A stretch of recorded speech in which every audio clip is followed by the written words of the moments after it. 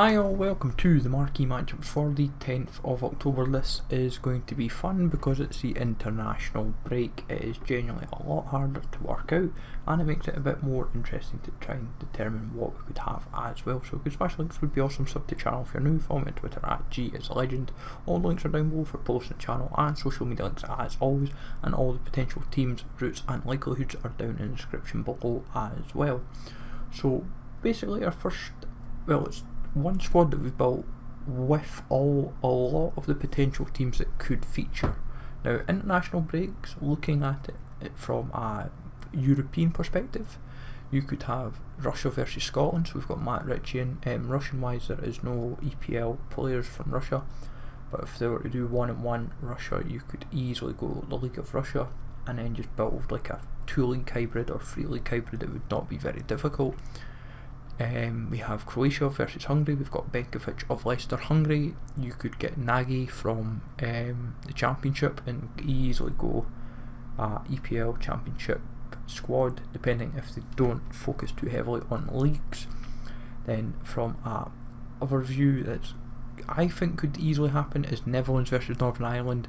We've got Johnny Evans and Davy Proper, so you could eat as long as we've said before, if they don't focus too heavily on one league, like as a requirement, then easily going an EPL exactly gold route would be crazy, because Northern Ireland only have really like one gold, and that is Johnny Evans and Cathcart, so you kind of be investing heavily on those players. So hopefully they do not do that, but I would imagine, looking at how they've set the requirements so far, apart from the Bayern one the other night, that the Northern Ireland would just be one of Netherlands and Northern Ireland. Then we've also covered the Czech Republic versus England, which has a strong chance of featuring as well, and in my personal opinion I actually quite fancy that route happening. Then from there we've also got Iceland and France. We've got ourselves Schneiderlin and Goodmanson. So I would say that would keep you well and truly sorted. I think the theme looking at it is going to be European teams. I can't really see any other internationals that may sneak in. Uruguay, Peru, maybe the only South American. But in terms of being prepared, as long as you're EPL and then not really EPL obviously, but you're going France, you want at least 2 French players. Iceland, 2 French players. 2 France, 2 Icelandic, and then try and at least mix up your leagues. So France, maybe get 2 from 2 different leagues, Iceland the same. So like Goodman's, try and look at ideally the gold, but try and get a gold and a silver. Then you'd want the same for Czech Republic and England. We've just went Schick from Red Bull Salzburg, and in England you could easily go anyone, like we just went Glenn Murray. But Czech Republic, you just try and get 2 from 2 leagues, so like you maybe get 1 from the Czech league, but then 1 from say the Bundesliga. England, say EPL and Championship, and that would keep you well and truly sorted. If I was to say my teams from the international break that I rate, I would go Iceland, France, Czech Republic versus England, and then I would go Netherlands, Northern Ireland, with Scotland and Russia. Close behind with Croatia, Hungary, closely as well. Other nations that could sneak in, obviously Austria, Israel, Slovakia, Wales, and as aforementioned earlier of Uruguay, Peru, because there's not too many.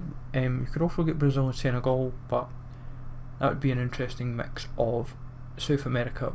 The other game that could feature is the Melbourne derby between Melbourne Victory and Melbourne City. With Melbourne Victory, you've got Toivonen being a very standout opportunistic card, being gold. There's only 4 gold in the league of Castro, Ninkovic, Diamante and Toivonen.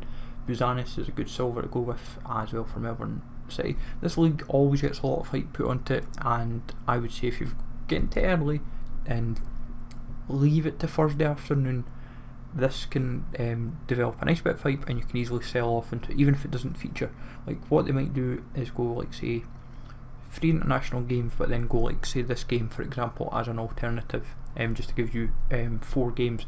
In terms of other games that may feature, Swindon Town versus Plymouth is a West Country derby, same for Exeter and Forest Green, and then Numancia and Real Zaragoza play in the Derby del Moncayo as well. But all of these are in the description below. As always folks, I'll at least cover the domestic games that are featuring in the description, apart from the Melbourne Derby, and then all the international break games as well.